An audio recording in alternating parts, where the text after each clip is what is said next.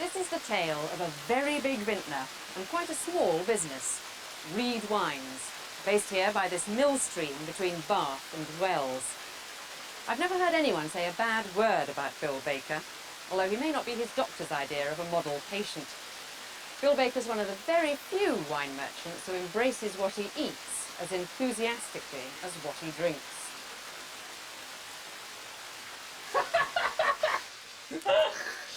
What are you seriously trying to do at the moment? Well, we always collect a lot of samples up, and every so often, hopefully with most of the members of the business here, we taste through them. Now, today it's just Simon and I, and we just want to look at some sparkling wines and champagne. We've got a few samples in, and we just thought we'd have a go and see if they're any good, and obviously you can give us your professional opinion as well.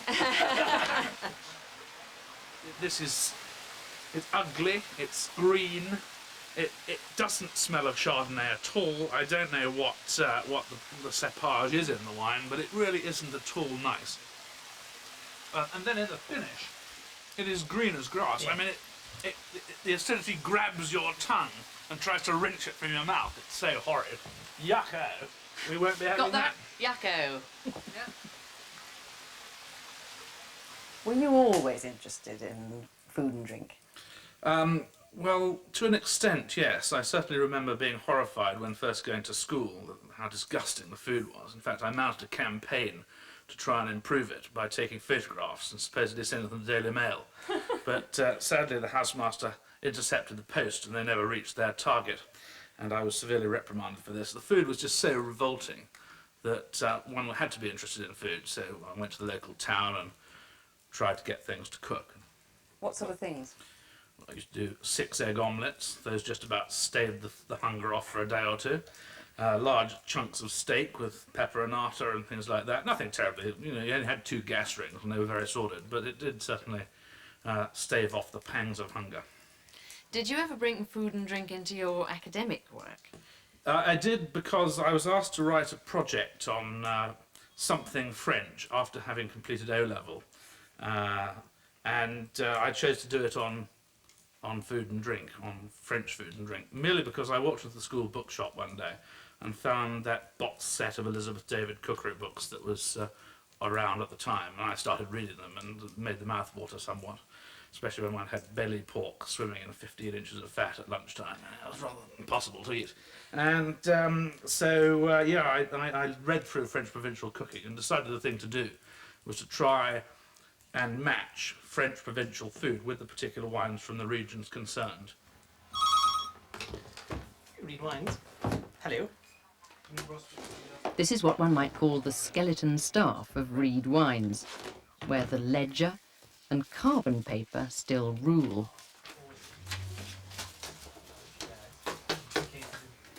Presumably the local shop just stopped stocking quill pens.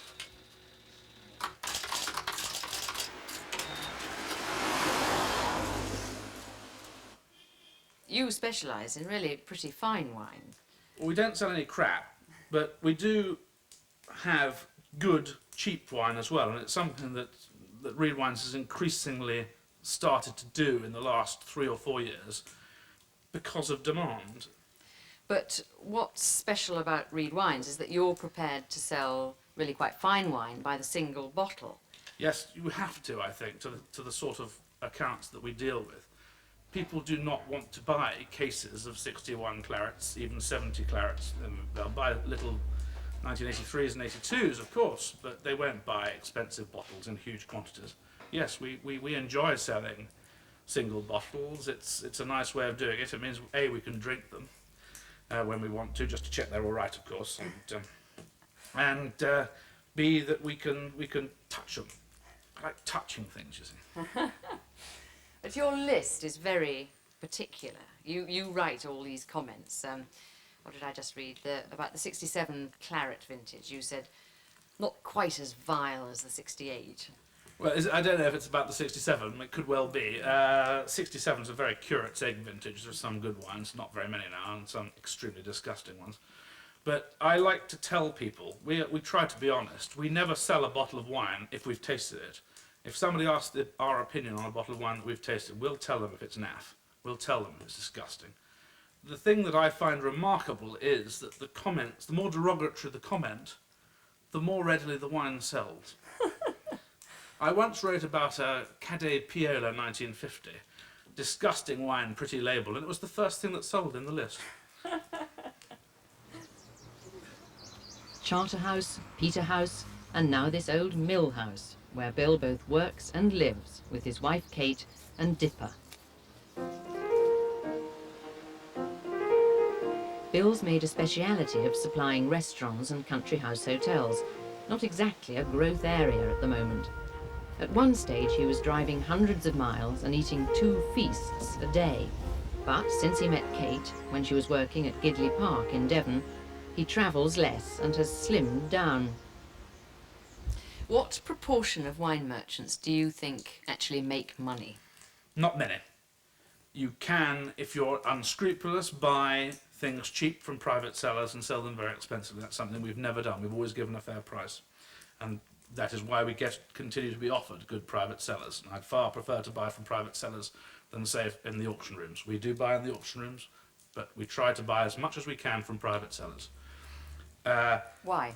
Why? Because you know how the stuff's been stored. You go and see Colonel Bloggins in Ashfield or wherever, and you look at his bottles of Lafite 45 and hope you're not knocked over on the way out by his Ridgeback, which I nearly was carrying a case of 45 Lafite once.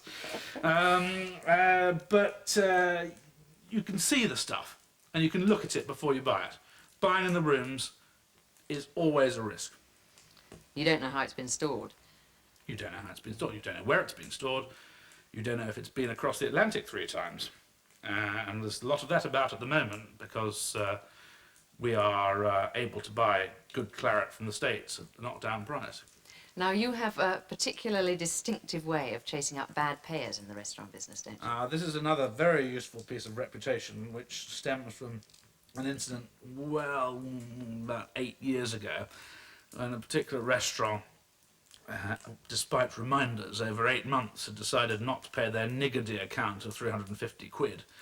So I decided that we would go and eat the debt.